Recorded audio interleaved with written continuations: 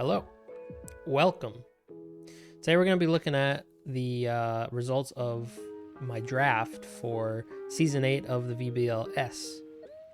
We'll be going through what went on with the draft, what I got, and we'll be talking about how I feel. So we're going to be doing it. We're going to be rocking the Evolution Ugly Christmas shirt.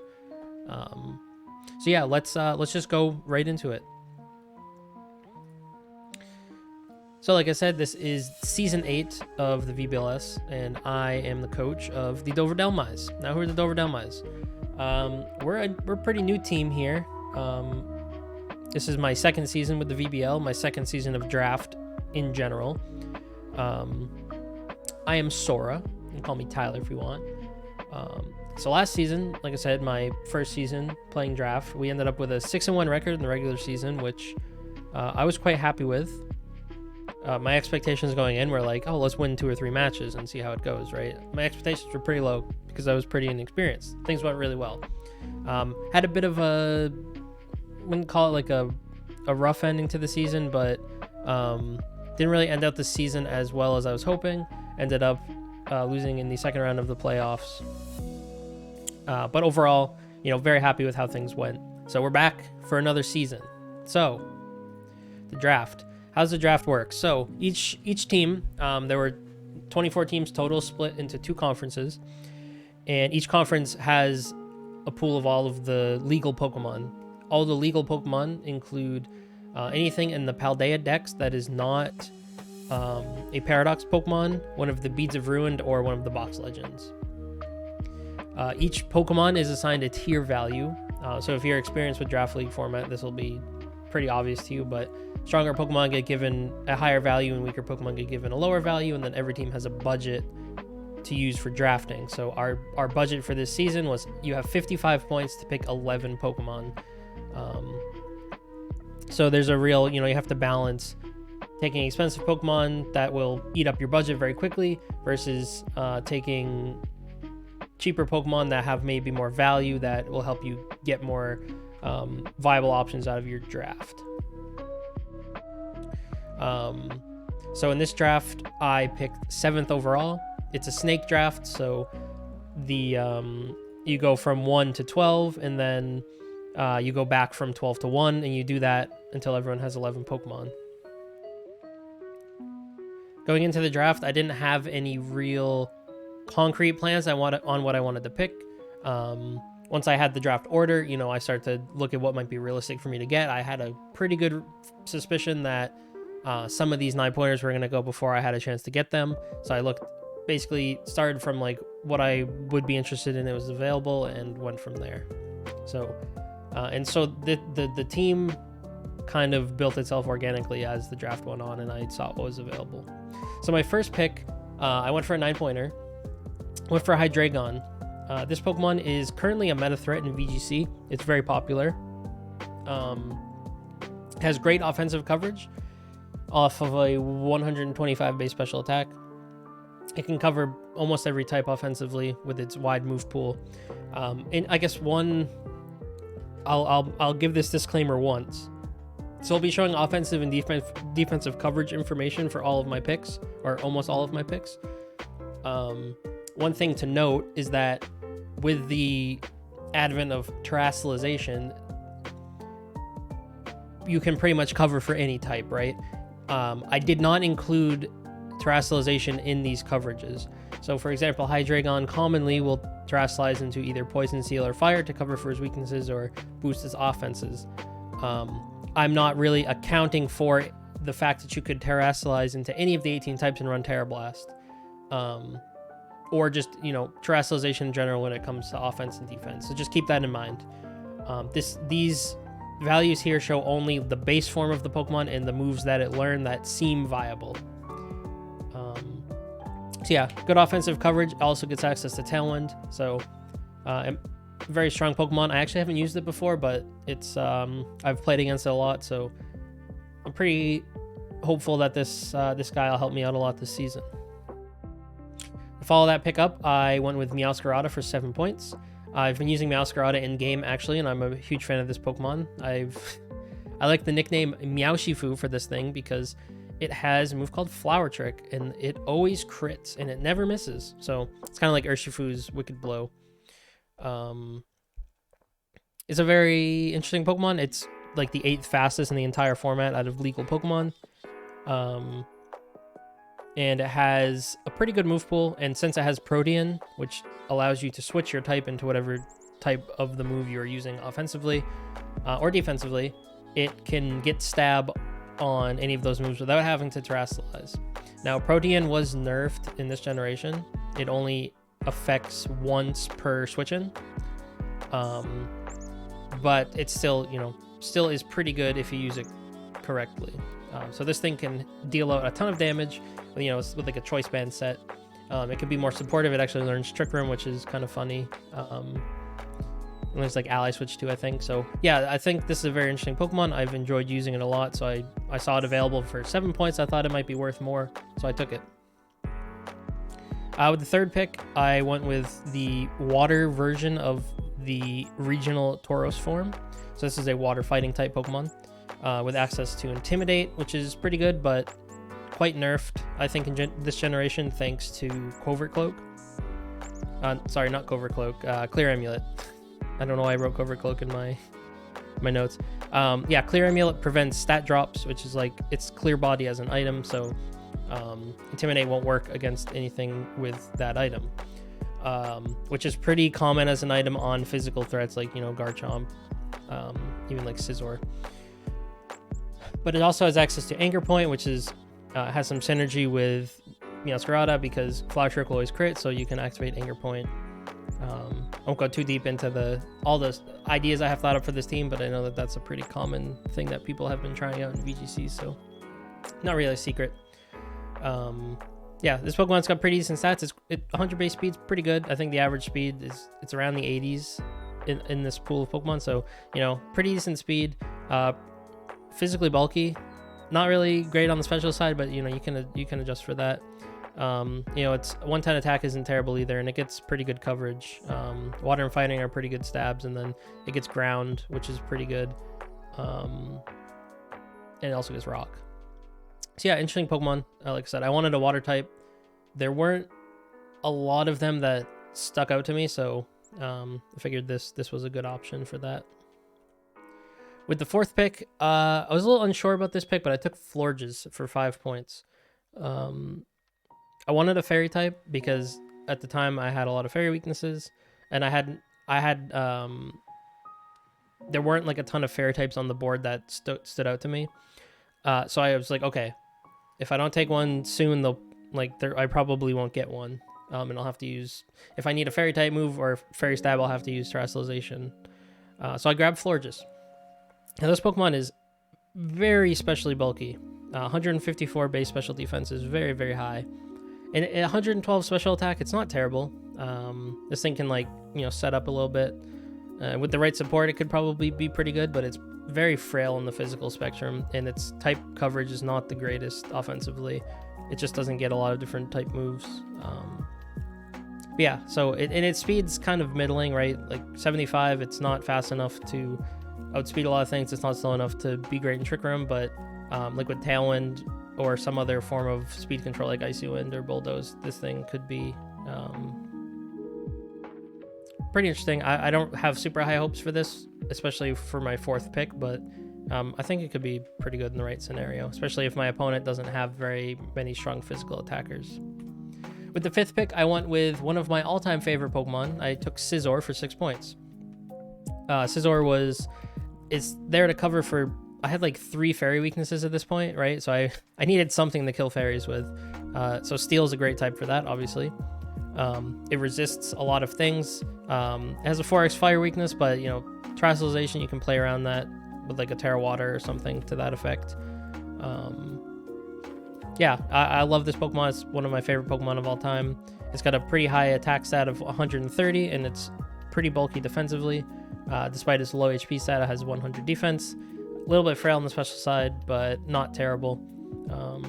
Technician's an interesting ability. It gives a boost to I believe anything that's 60 base power or lower, a 50% boost. So, you get a stronger Bullet Punch is the most notable one. Yeah, I think this is an interesting Pokemon. It also learns Tailwind, which is interesting. That gave a lot of Pokemon have Tailwind this gen, since it's a TM. So yeah, he has that option. He can also operate in Trick Room, which to set Trick Room, if I ever want to use it, I picked up Gothorita. So this is not a fully evolved Pokemon. That's why it's 5 points. It evolves in the Gothitelle, which was a 9-point Pokemon that didn't get drafted in either pool. Simply, I think because it was too expensive for what it can do, right?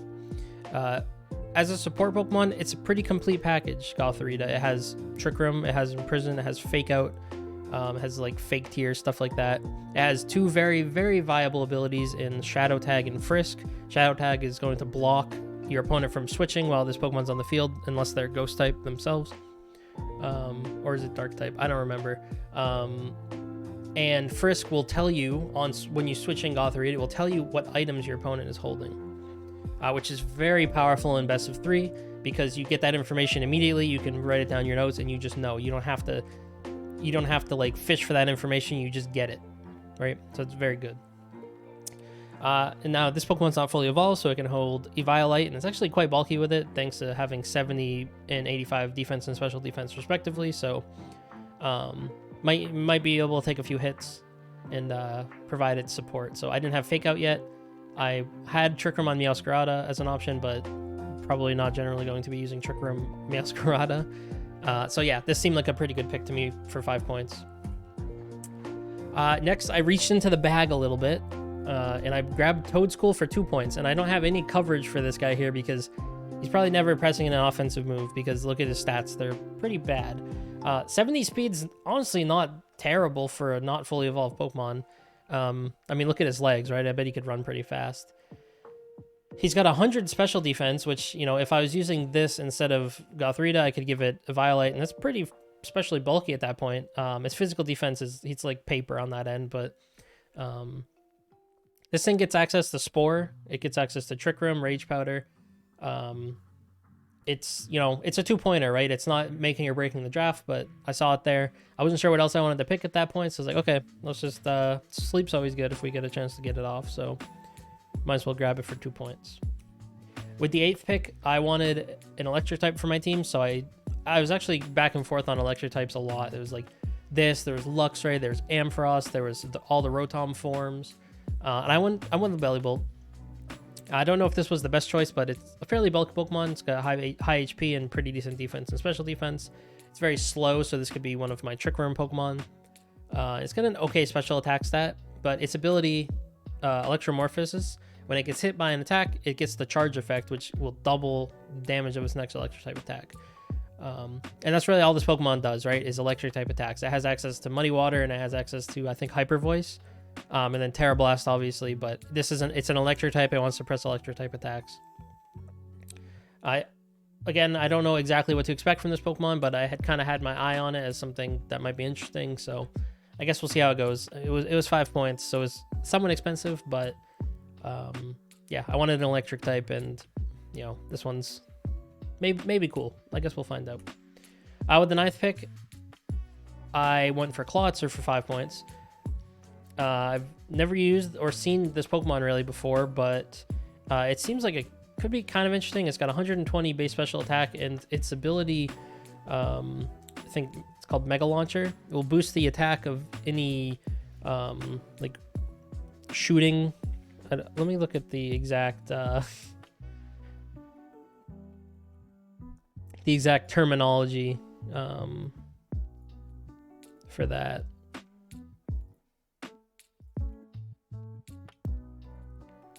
Any pulse moves, yeah. So this Pokemon gets access to a ton of pulse moves: Dragon Pulse, Dark Pulse, Aura Sphere, I think counts, Water Pulse, and those get boosted by 50%. So this Pokemon with a Life Orb can hit quite hard. It gets very good type coverage. You know, like I said, it has Aura Sphere, it has access to Dark Pulse, Dragon Pulse, Flash Cannon, Focus Blast, Ice Beam, stuff like that. So this thing's got pretty good coverage. Pretty slow, not a great Trick Room Pokemon at 59, but depending on the matchup, it could be very effective. You could probably make it work with Tailwind if you ran some speed investment and your opponent didn't have Tailwind. So yeah, This was like my third to last pick. I felt pretty good about this one. I don't know exactly what to expect from this, but I think that it can be quite a monster in the right scenario. So I wouldn't say I have high hopes for it, but I would like to see it do some stuff. With my second to last pick, I grabbed Glaceon. At this point in the draft, you know, I have 5 points, right? I have 5 points to make 2 picks. I can't really swing for the fences with anything. So it's just look through the 3 and the 4 point tier and see if anything sticks out as like, maybe, yeah, this is maybe worth more, or maybe I want to use this. Maybe I think it's good. So Glaceon has a quite high special attack stat. I don't think I noted down how high it is compared to the rest of the format, but it's pretty up there. It's got the same special attack as, you know, Espeon. It's like almost as much special attack as Golden Go, which is the most used Pokemon right now. 130 is quite good. Now it's pretty slow, and it has low HP, but again, this could be a Trick Room Pokemon, and you know, if you have a chance to get this thing in the snow and press some blizzards, it could be pretty devastating. Not the best type coverage offensively, because it doesn't get very many types of moves. It's mostly just like Ice. I think it's Hyper Voice, and Shadow Ball are really it. Then obviously Terra Blast, but then you'd be using your Terastallization on Glaceon, so very situational. But yeah, always nice to have an evolution. The one I had last season was Flareon, and it ended up being totally useless for me, but maybe Glaceon will have a better story than Flareon did last season. And then to round out the draft, I went with Snover for 2 points as my last pick. Abomasnow was 6 points, so I was obviously not affording that, and I hadn't planned for Glaceon in my draft, so I kind of, my last pick, I was like, okay, I would like something that can set the snow up. Things in the 2 point tier that could set snow up, none of them, obviously, there's no snow warning Pokemon in the game besides Snover and Abomasnow, so there was no choice for that. And then Pokemon that got Snowscape was pretty limited. Pokemon that I just didn't want to use in general. So I was like, okay, it's 2 points. I'll grab Snover. I'll finish it off. This gives me like some edge case. If I see my opponent's weak to Ice or doesn't want to play against Snow, I can Snover Glaceon them, and we'll see how it goes. Again, it's the last 2 picks in the draft. I don't know how relevant it'll be to the grand scheme of things over the season, but you know, maybe we get a little bit of usage out of those 2. So yeah, in summary, I kind of feel okay about my draft. I'm not super crazy about it. I think it's decent. My type chart doesn't look the best, obviously, but we can hopefully work around that a bit with Terastallization. I'm not really sure about the second half of my draft. I'm pretty happy with the first half, I would say.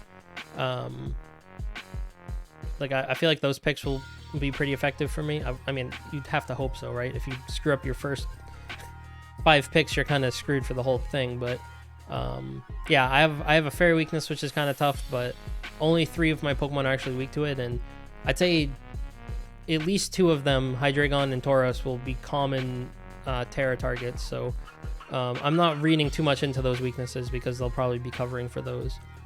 In terms of speed, I have a couple of quite fast Pokemon, I have a couple of quite slow Pokemon, and then I got some stuff in the middle, so kind of awkward, but considering I have multiple Tailwind and Trick Room options, I think I should be able to make it work in most cases, but I probably would struggle against like a hard Trick Room team, since none of my Trick Room sweepers are below 45 base speed. But yeah, I feel pretty decent about my coverage of physical and special. I think I definitely have more special attackers than physical attackers. Scizor is my strongest physical attacker, but you know, Tauros can also do it, and Meowscarada is 110 is kind of misleading because it gets you can run like Choice Band on it, right? And it does more damage than you would expect from a base 110 Pokemon. So yeah, all in all, I'm feeling pretty good in general about the draft. I'd say now, last season I went 6-1. I made it to the second round of the playoffs where I lost. It'd be pretty easy for me to go into the season thinking, okay, playoffs are bust, right? If I don't make the playoffs, I'll be disappointed. But I don't think that's going to be the case. I'd say my division is quite tough. I have 2 people. The only 2 people who beat me last season, and Goose and Heaven, are in my division. And then we have Tay, who didn't lose a game all of last season. And then, you know, the other coaches are also quite strong. So I am kind of probably the odd man out here, like the least experienced, the least successful, like in general, because I've only had one season, right? So it could have been a fluke. So my expectations going into this season are actually kind of low. I don't want to come in last place. I don't want to come in second to last place either. I'd love to maybe come like around the middle of the pack, but I think it would be pretty presumptuous of myself to say, yeah, it's first or bust.